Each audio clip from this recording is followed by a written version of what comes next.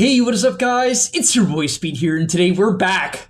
Actually, I can't even say we're back because it's been, I don't even want to know. I don't know when the last episode of Guess the Rank was, but if you're new here, this is the series where you guys submit your clips to the gameleap community tab. Then I go through your replays, I just kind of pick them at random, and I'm going to watch the gameplay without knowing the player's rank and try to guess his rank based on his gameplay, the good plays he makes, the bad plays he makes, just in general. But all right. Also, I want to tell you guys that if you've been struggling with solo queue and you're looking to get to the next rank, I'm going to be able to help you. Like, literally, with the gameleap website, I'm going to give you guys guides that are going to make it unbelievably clear on what you need to do. So if you've been stuck in the solo queue grind, you don't know what to do, and you want to become absolutely broken, but like actually you want to become much better at Dota, and you want to take it more seriously, the gameleap website is going to help you do that. So click the link down below. I'm going to help you get to the next rank, and I'll see you there.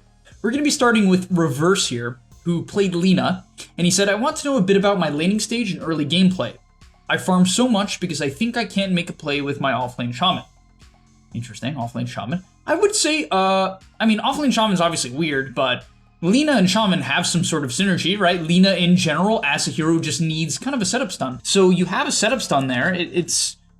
It's weird, but there's a play. I mean, I will be honest, if shaman is 6, you can easily kill the safe laner into the tower, and it would be a good play. Lina is typically not a hero that rotates because she gets counter ganked very easily, but it definitely could be an option. All right, so let's start off with the laning stage and see what we got here. He's laning against Puck, which I think is pretty Lina favored. Puck has like no armor, so you can bully the Puck pretty hard. It's all about keeping the wave in and pressuring the Puck. So right off the bat, yeah, okay.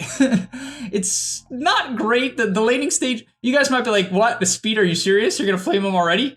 Yeah, a big thing about Puck is keeping the wave shoved on him, because Puck has really bad armor and bad movement speed.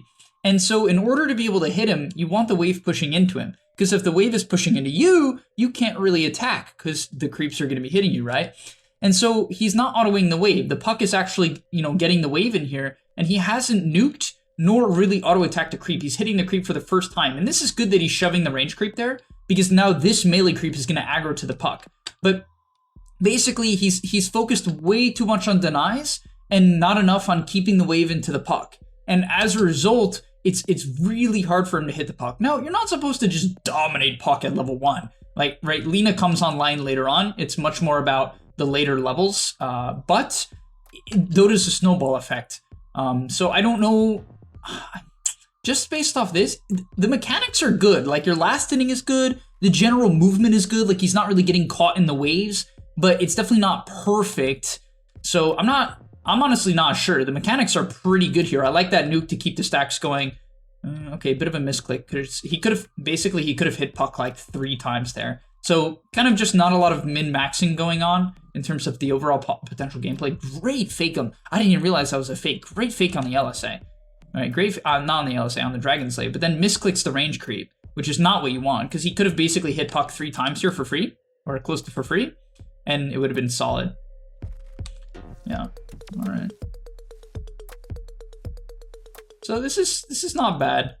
At this point, you're going to be looking to get into your bottle, into the water runes. Let's see how he contains the water runes, how he plays around the water runes, and go from there. So he bottles up, right? Things looking good. Gonna look for a nuke here. I really like that he's actually actively playing around the phase shift. He's doing a great job of trying to bait out that phase shift in general. Continuing to hit the Puck with the nukes.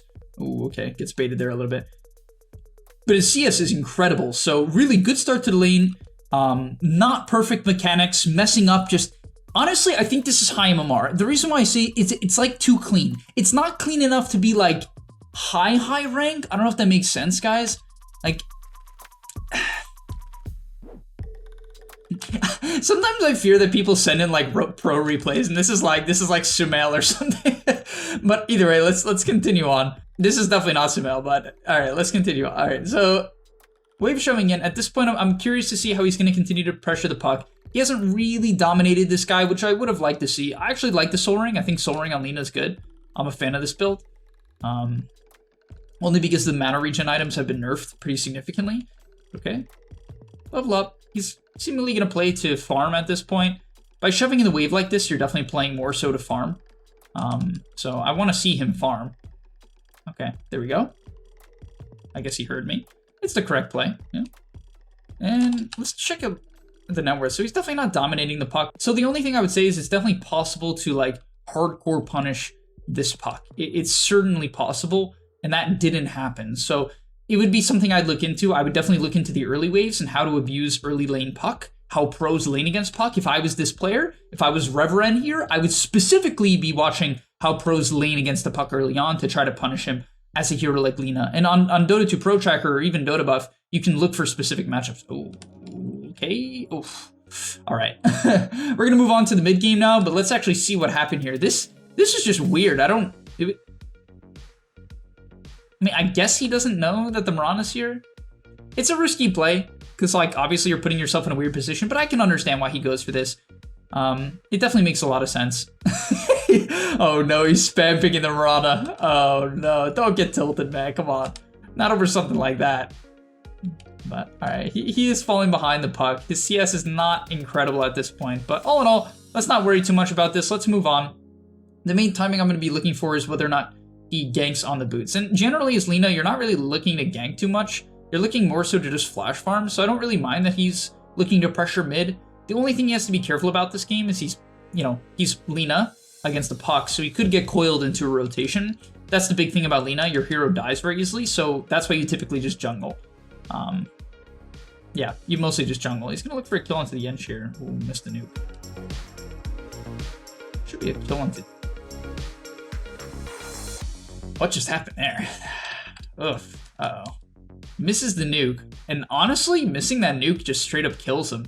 Like, it's crazy how Dota works like this, but I assume this is... I don't know what rank this is. I want to assume it's pretty high. Like, his movement, his efficiency in the mid lane, his general decision-making is good. It's like a little bit off, where it's definitely not like 9k-ish or 8k, 9k, but I think this is high MMR.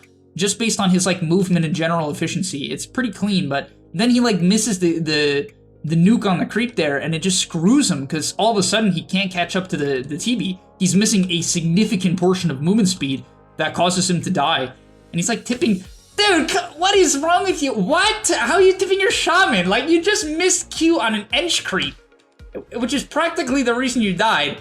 I mean, even then, he probably didn't even have to gank. Like, at the end of the day, he picked Lina. I'm sure if we watch Chris Luck Lina, he's not ganking most of the time. Yeah, if you get a haste rune or maybe an invis, you can look to gank. If they're diving a tower, you can counter gank. But most of the time, you're not putting yourself in a dangerous position as Lina. It's more, I would say Lina's more similar to an Alk than she is to a Void Spirit in most games.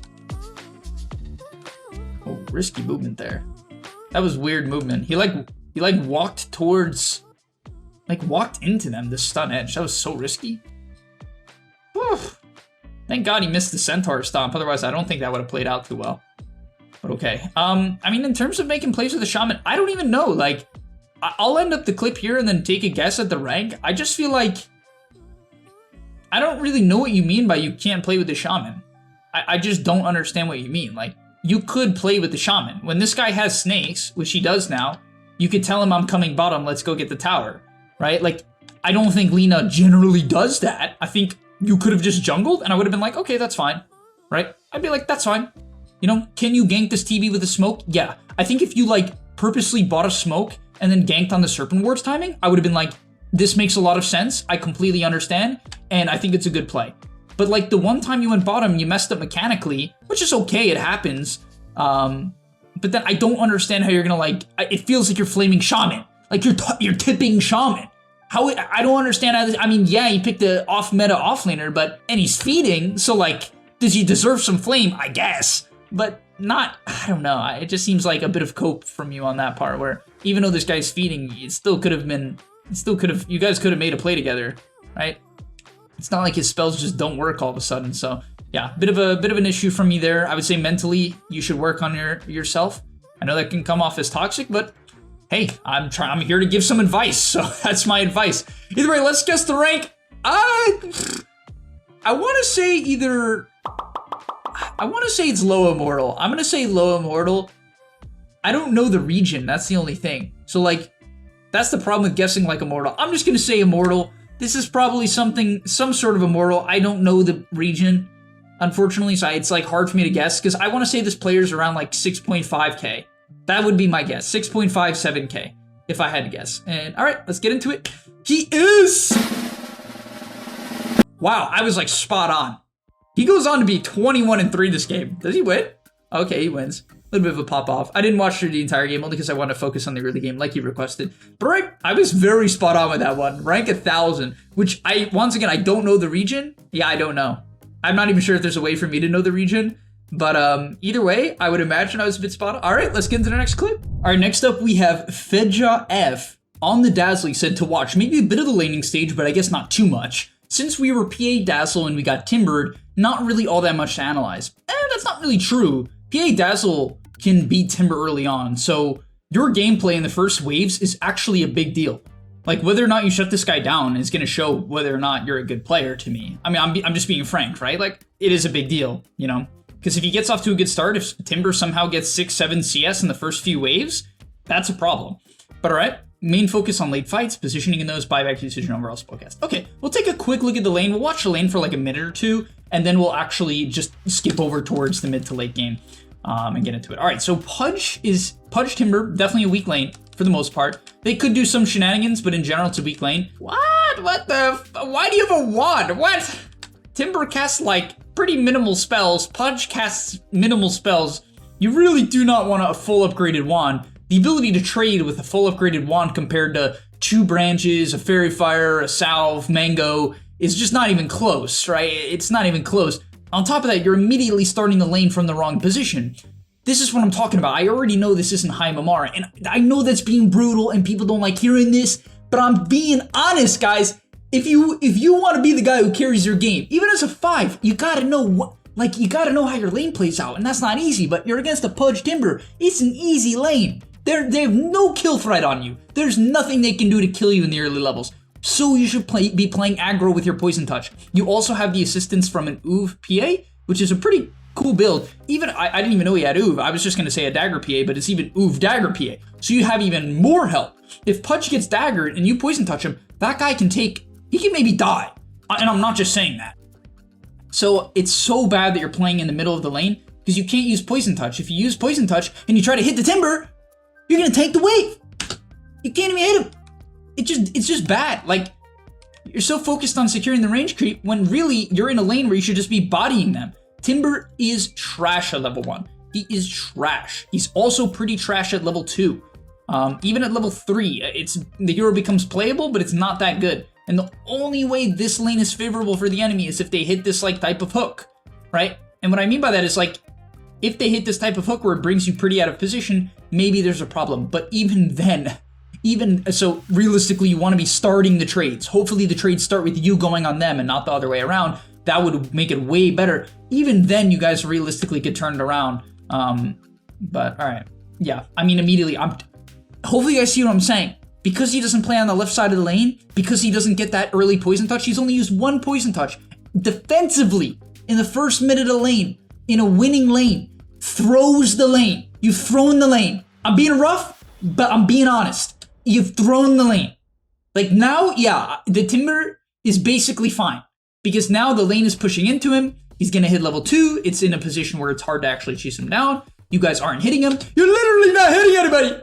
You're not hitting anybody. You're about to hit level 2. You're about to be so OP. You're about to be level 2 Dazzle. So freaking strong. You're not doing anything. All right, we'll move on to the mid game now. I'm just being honest. I just know that this is probably like 2K, 3K. So we'll move on. But hopefully you guys see why this stuff really matters. So tough game. Honestly, I respect you for that. You had a game where maybe it wasn't, that easy. But it looks like you're making excuses in all chat. Can't say I'm too fond of that.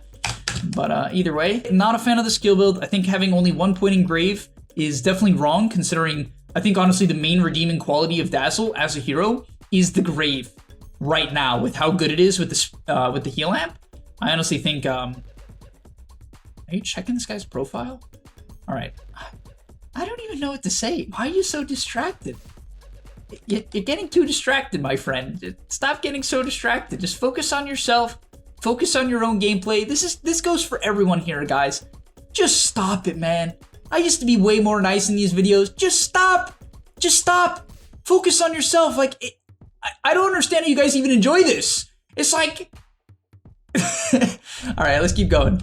Right off the bat here, you're kind of frontlining, which, you know, they're going high ground, but you should just have patience. To be fair, your team does have no frontliner, so it's a bit of a weird position, but you need to be careful. Like, walking up like this, they could hook you or tiny toss you back and you would have died. Thankfully, this is definitely low MMR, so that did not happen, but okay, good grave.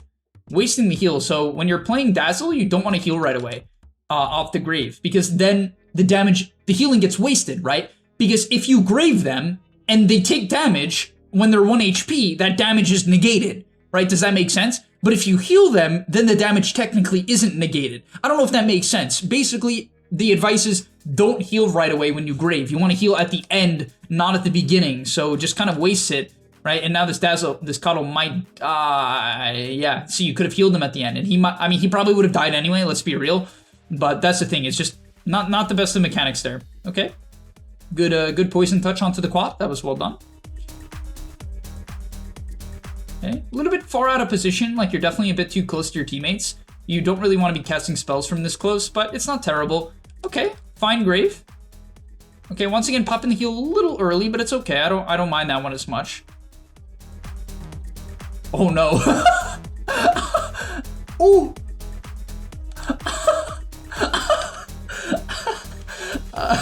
All right. I don't even know what to say about that. That was pretty funny. Okay, you buy back. Oh, I mean, yeah, I mean, it seems like... Wait, when did you buy back? Okay. I think, I mean, if the enemy just walked away, it would have been a completely wasted buyback, so... Realistically, it's kind of a bad buyback, considering you didn't have any real stun to chase. On top of that, I mean, maybe the PA could have chased, to be fair. It does end up working out, but it wasn't really a great buyback, because the big thing is, if you gain a lot of MMR guys, you have to understand, when you buyback, people like really recognize it and they often disengage. And so your buybacks have to be often paired with a team fight that is like... No! Oh my gosh! Yeah. Oh my, he sent his MMR in all chat. Ah! And he's jerking himself off so hard. Oh my. I play these team fights like I'm 9K, not 3K. Holy shit. Not only is that not true, dude, I don't know, dude, this is you got some ego problem, man. I'm gonna keep it real with you. You got a real ego problem going on right here. I mean, even if you're joking around, which you might be, I don't think you are, considering, like, you're checking your teammates' profiles and saying shit, but I don't think you are, but, alright, I guess what is 3K, legend? Low legend? I was gonna guess like Archon. That was my vibe, because the spellcasting is decent. Alright, I guess Archon Fob 4. And you are either Legend or Archon. I can't believe I guessed it. Legend 2. Okay, let's move on to the next clip. Alright, so next we have Hota. Hero played was Alchemist, and he said, I decided to try Alchemist after watching your videos. Haven't played him in a few years. I followed your guide, but got destroyed by a mid-tinker and had Doom Patrol in the jungle. Yeah, that can be rough. Definitely getting camped is a little bit difficult. The only thing is, if you do get camped in your jungle and, and you're getting contested, it does mean that hopefully your other lane is doing way better.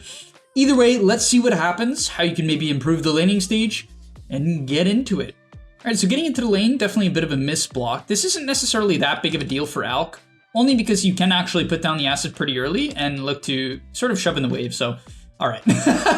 Unfortunate start to the lane, a little bit rough, but basically I will say that I think the block matters quite a bit, only because, especially for a hero like Alk, I mean, this applies for every hero, but when we're talking about Alk, the biggest downside of laning against Alk is when you try to trade into him or hit him, you have no armor. And when you're a hero like Tinker and you have 4 starting armor and you're sitting in acid, you have no armor. So if you're getting hit by the creep wave, you get destroyed as a ranged hero. You get annihilated. However, if you mess up your block right off the bat, it is a huge deal, because this Tinker, instead of going from, to 0 armor, is gonna have 3 because of the tower.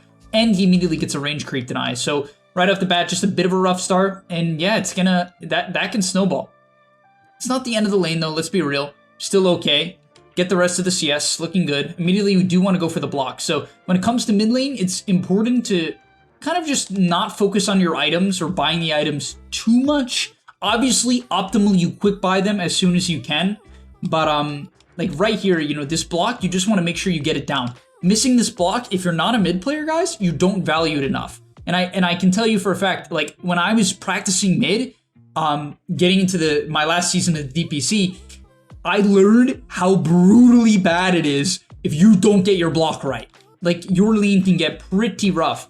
And then right off the bat, immediately when it comes into starting this lane, you want to be aciding practically right away. So the issue here is that he gets very close. So by the time he puts down the acid, he's already in attack range. He could have acided from much further away, which would make it hard for Tinker to get a free auto attack in, which is sort of what happens here. Even Tinker played that pretty wrong. This acid is also put maybe a little bit too far up, definitely a little bit too far up, only because it puts him in a weird spot. I like that he's autoing down the wave, gets the range creep. Okay, not bad. Did miss a couple of the CS, but not bad. Does need to eat a tango. I think the biggest problem I'm seeing here is definitely a lack of tango usage. You want to keep yourself at a comfortable 800 HP all the time. And this might seem weird, but one of the things is Alk can put pressure, especially if you're against a lane bully or a melee hero. If they try to hit you, you can just hit them back. If you're constantly eating your regen, you can hit them back. So yeah, he opts for the Soul Ring here, which is fine. Ooh, outplayed by Tinker there. Nice play by the Tinker. Well done. Once again, not terrible. Would like to see him eat a tango. I think that's probably a bit of a problem for me. Could go for the small camp stack into the water rune. Ooh, okay, so you don't want to acid for it.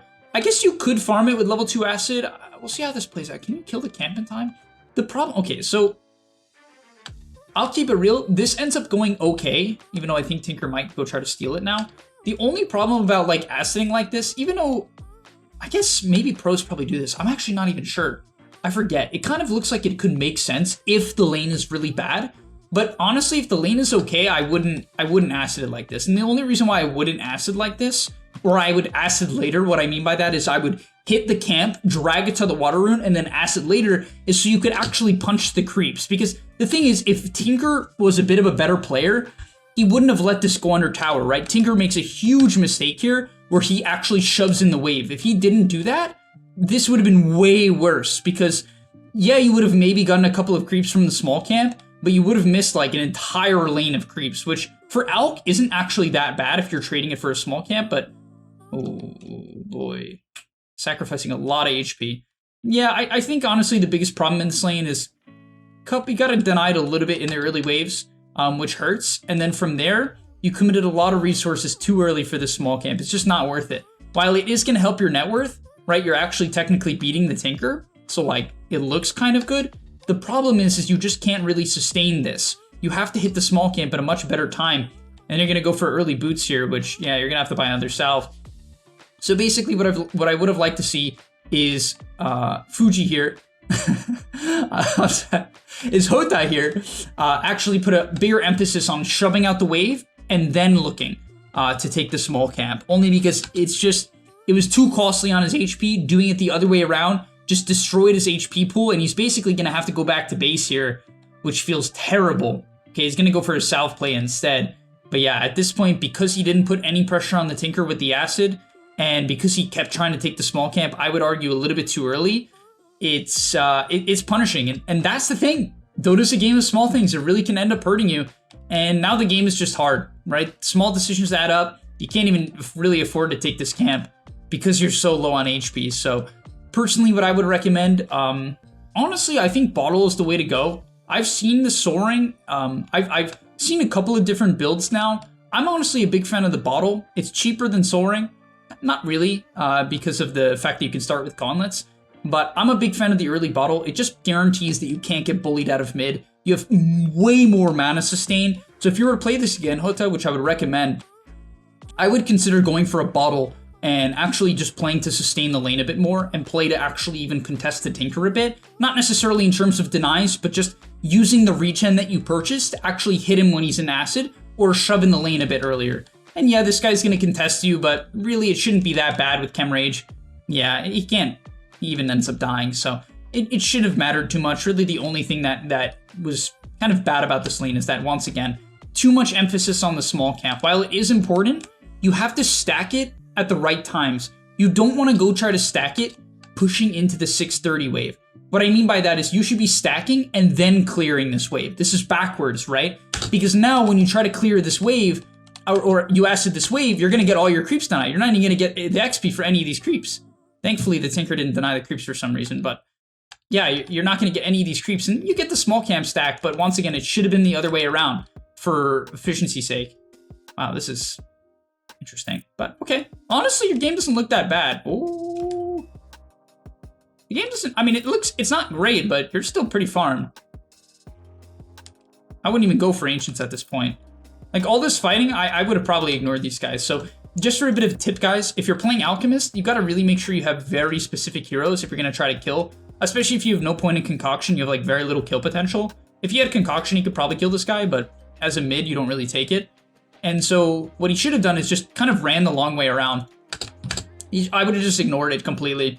Just would have been like, okay, if they contest me here, they can't really run through the middle of the lane to contest you here. So it would have been a free opportunity just to take the god camps. Like when you're on Dire Alch, you don't need to kick these people out or even try to kill them. Like, yeah, you end up killing him. Unfortunately, you don't even get the kill. But it's kills are worth so little to Alchemist just because of how the hero functions for obvious reasons.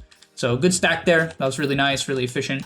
And yeah, if you were just a little bit faster about getting to the jungle there, you wouldn't have gotten contested as well. So all in all, I would say the majority of the gameplay is like very sensical. There's a lot of ideas of efficiency, but it definitely, what I would say here is that if Fuji kept playing Alchemist, he would dominate very soon. Because if he just like he's top net worth still, and if he just worked out a couple of the kinks here in terms of the efficiency, because they matter a lot, right? It's a snowball effect. He would have like 6K net worth, 5.5, 6K net worth here, and the game would be extremely free, just based on a couple of small decisions. So yeah, I'm gonna guess some rank.